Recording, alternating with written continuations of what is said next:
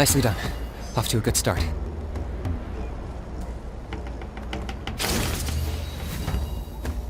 Great stuff.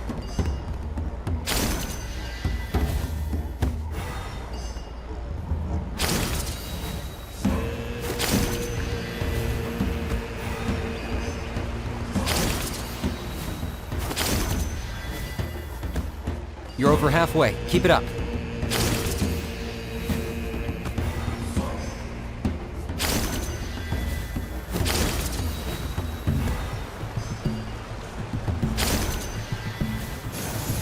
Impressive. Just one more to go. Come on, one last push. The final sacred flame pillar is up ahead.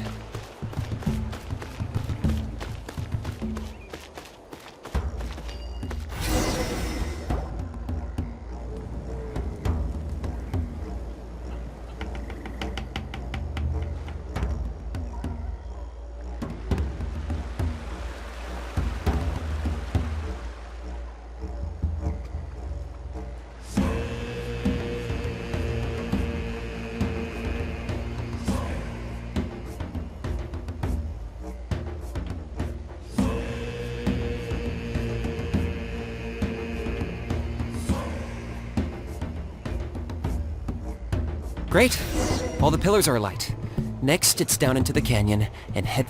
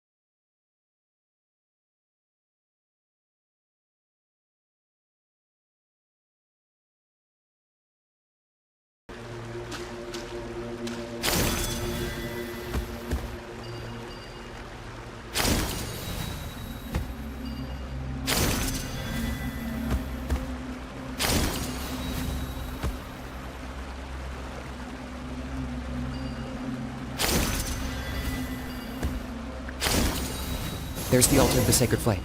Remember, light up the torches around it first.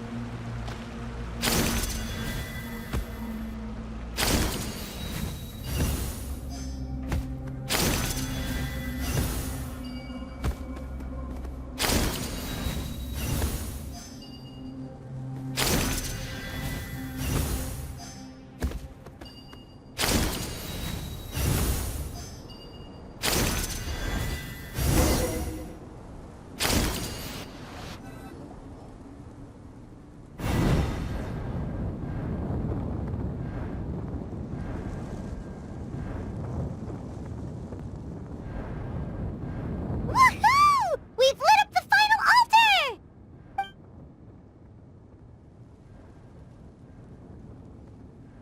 That's the Mountain King up ahead, right? That's him. Kangamato, king of the Yumkasaurs from 500 years ago. He's very powerful. Paimon can tell. He is huge. Let's tread carefully. We don't want to wake him up. You've made it at last. You did even better than I expected. Traveler, now comes the final and most important step of the ceremony. Please use the power of the Sacred Flame to cleanse the Mountain King of abyssal filth. There's no need this time.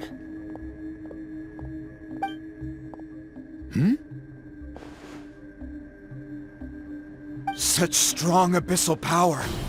What is that thing? Kinich! What is the meaning of this?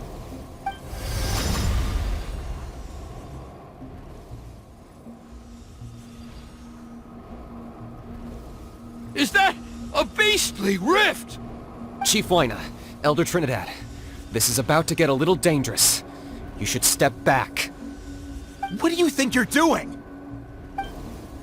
Solving the Mountain King issue. You mean by having him torn to pieces by rift hounds? No, stop! We can't let that happen! Foolish Locust! Can't you see? We're trying to shove your Locust King into the beastly rift! But... I'm sorry, Chief Huayna and Elder Trinidad. This is the only way. Can you promise me that no harm will come to the Mountain King? I can't guarantee it, but I'm fairly confident. Traveler, this is not what we agreed on. You must cleanse the Mountain King of every last trace of abyssal contamination.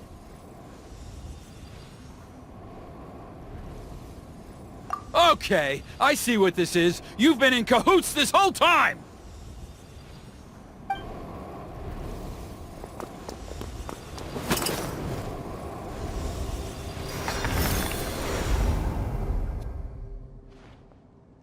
Ugh, you imbecile! What have you done? Oh no! The device is destroyed! You forced my hand. I had no choice. Elder Trinidad! What are you doing?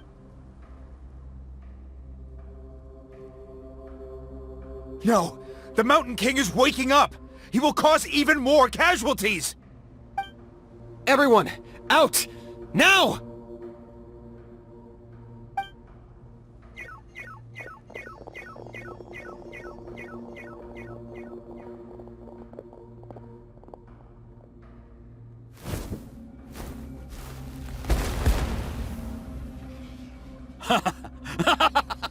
Well, it seems there's only one way to awaken you all from your willful blindness. More sacrifices must be made.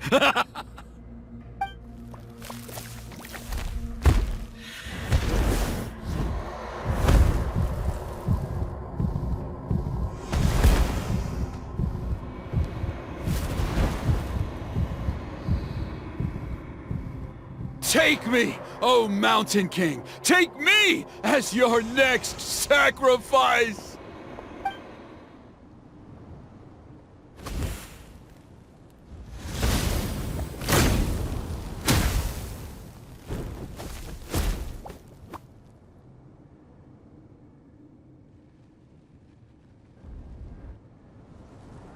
Everyone's still outside.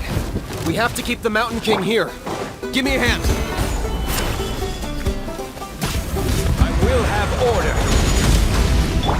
Illusion shattered! You're toast!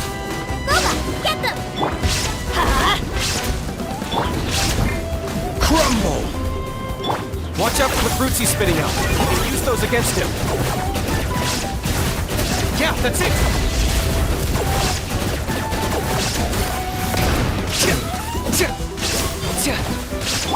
Everybody stand back! Huh? Shine down! Now you shall perish!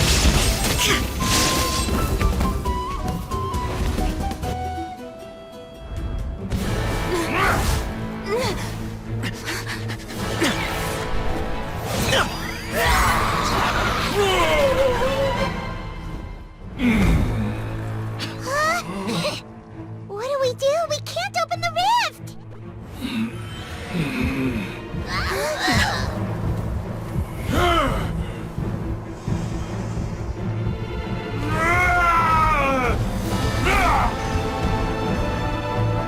Kill me! Put an end to White's shame!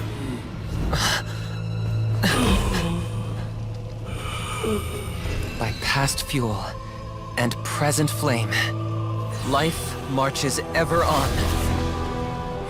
Oh, Burkina, I must atone.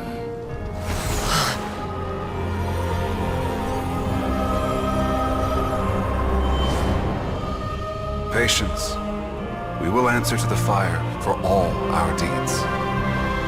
Even if one day I fall behind, never look back.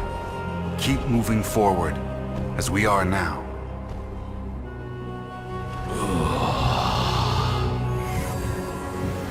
Live with your guilt and shame. This is the price to pay.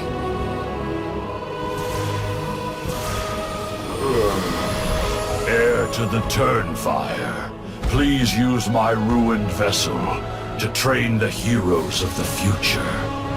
The will of Kangamato will march ever on, till the abyss is stamped out.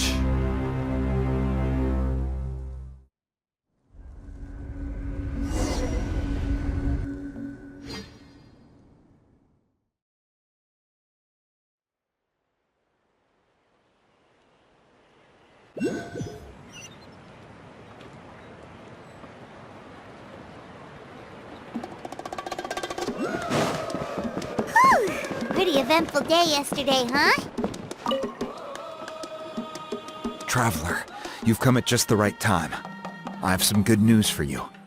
Trinidad's condition is stabilized. He suffered burns on much of his body, but we believe he'll survive. Guess that's the best news we could hope for. I don't have to ask. Is everyone in your tribe such a risk-taker? First Kinich, then Elder Trinidad? Is this the Scions of the Canopy's adventurous spirit in action? We're simply not afraid to charge ahead into the unknown. He's fine. Don't worry. He's gone to check on the Mountain King. Something most mysterious has happened. After the incident yesterday, a transparent shell has formed around the Mountain King's body. We don't understand the mechanism behind it, but the shell appears to insulate him against the influence of abyssal power. It is somewhat akin to a scab, in that it stops the abyssal energy within him from bleeding out, while also preventing further abyssal energy from seeping in and infecting him. We've never seen anything like it. The tribe's most senior elders believe it was caused when he was burned by the sacred flame, similar to the way burned wood becomes charcoal. I think their theory makes sense. After all, we've never thrown the Mountain King directly into the sacred flame before.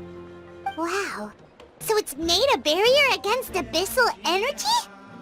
That's a good thing, right? It's practically a miracle from what we've seen of it so far. It means that the Mountain King's level of abyssal energy is now stable. No longer will we need to perform an annual cleansing ceremony. Wow. That's amazing! I know what you're thinking. The young people in the tribe are already speculating that yesterday's ceremony was a Turnfire night like none other in our history. Because you and Kinich, you summoned the very flame that appears in our ancient legends. A great transparent ball of fire. And that fire is what saved the Mountain King. the real Turnfire?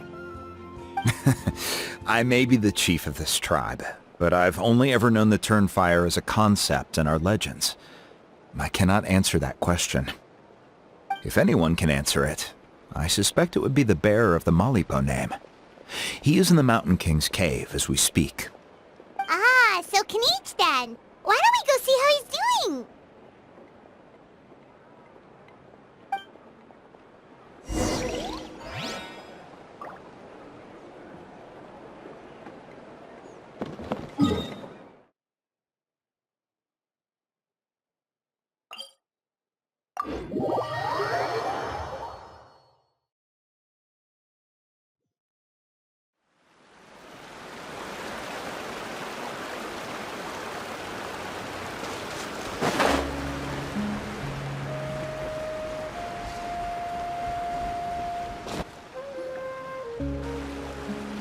Hey, Kinich! Hey yourselves. You two doing okay after yesterday? We were gonna ask you the same question. You scared Paimon half to death when you rushed into the fire. Sorry, I couldn't just stand and watch the Mountain King get burned alive. So you thought you'd try and extinguish the sacred flame with Dendro? Or is that an attempt to make the almighty Dragon Lord Kahulahow die of laughter? The sacred flame only possesses a fraction of the Pyro Archon's power. It's not as if I was fighting the Pyro Archon herself. Kinich, when you went into the flames, were you intending to, Intending to what? do the same thing as Burkina? Sacrifice myself? Of course not. My focus was on keeping the Mountain King alive, not on what it would cost. But now I'm curious. What made you think I was going to sacrifice myself? Well, because everyone's saying the Turnfire is what saved the king last night. And Ponche's theory was that summoning the Turnfire is a tit-for-tat exchange, right? So, Paimon thought you decided to pay for it with your life. So you've heard that rumor too. I'm afraid I can't say for sure. What happened yesterday was a first for me too. Well, even if you don't know, there's probably no one in the world who does. What I would say is, if that really was the power of the Turnfire, I'd sooner believe that the Mountain King summoned it himself. The Mountain King? Then, what price did he pay? The core meaning of price is not atonement or compensation, but what you're willing to give up in order to obtain what you want. It's easy to die for your sins. Much harder to live with the guilt and keep on going. In the end, the Mountain King chose the latter option. For Burkina and for the tribe. That's the price he paid. Alright, so how is the Mountain King doing now? Health-wise, there's nothing to worry about. He'll enter a fighting stance whenever we set foot in his territory. But his attacks are gentler now and not as crazed as before. Like he said yesterday, he just intends to be a sparring partner for people to practice with. Yeah, I tried communicating with him again, but he didn't respond. We dare say that Locust King has well and truly lost its mind. The lights are on, but nobody is home. Its body remains fighting fit thanks to the perverse power of the Abyss, but time has been less kind to its soul. It was ground to a pulp long ago. But we saw him come back to his senses yesterday. That was merely one last burst of brain activity before it croaked. As you humans would say, it went out with a bang. Oh, come on! Stop being such a doomer. Paimon bets the Mountain King has finally let go of the tragedies of the past now, and is focusing on moving forward. That's why he doesn't have time to chat with us. He's too busy thinking about the future. Well, at least it means my fellow tribespeople can move forward now too. Thank you for your help, Traveler. I owe you one. Yeah, that's right. You caught Enjo for us, remember? But he ended up being completely useless. It's not a fair trade if you lost out. Ah, that's on fault he's useless. Besides, we're friends now. You don't know us anything. Friends? But your friendship is an even more valuable gift. I can't in good conscience accept it for free. So promise me, if you need anything in the future, you'll come to me. For you, I'll do anything.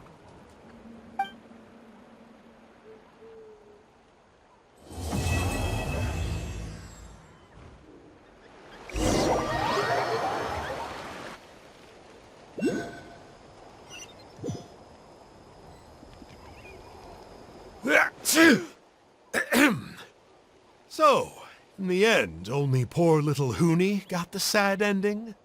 Yeah, everyone's happy except me. First Nana, then my dad. Why does everyone in my family have to suffer? Hoonie, it'll be okay. Your dad will get better soon. Toba, you're my friend, so I shouldn't say this to your face. But it was all the Mountain King's fault. Huh? Now hold your horses, kiddo. If you promise not to fight, Uncle Sanka will tell you a story. Okay, before you roll your eyes out of your skull, I promise you can trust me. I almost got my eyebrows burned off by the turnfire after last time. That's why I came back, to make it up to you. All right, I'll just get to the point. Do you know what Uncle Sanka loves the most about your people? What? Your extreme sports. Huh? On my first day here, I got hit by someone falling out of the sky. I believe you call it bungee jumping? It's a dangerous sport, to be sure, but the courage it took to make the jump impressed the heck out of me. So, I introduced myself to the jumper, we made friends, and I even helped treat her wounds. Oh, such a nice friend. Of course. Anyway, the good times didn't last, because I got captured by a powerful foe, so we had to part ways for a while. In the hands of the enemy, I was scorned, scolded, and nearly given away as a gift. Oh, it was so humiliating. A horrible experience to look back on. Why does Uncle Sanka always have to suffer, I thought. So I feel your pain, Hoonie. I was in the same position. But in the end, I made it through, and I left all of those painful memories in the past. I even managed to reunite with my friend. Is that it? The moral of the story is to look forward in life, right? Yeah, we've heard that one millions of times. Sorry, Uncle Sanka, but you're not cut out to be a teacher. Very smart, Hoonie, but not quite smart enough. What I'm trying to tell you is that after I reunited with my friend, I found her injuries were all healed, but she really missed her family. So, I thought you might like to see her too. She's right behind you. Turn around and see. Another trick about not turning back? I'm not falling for that one again. Huh?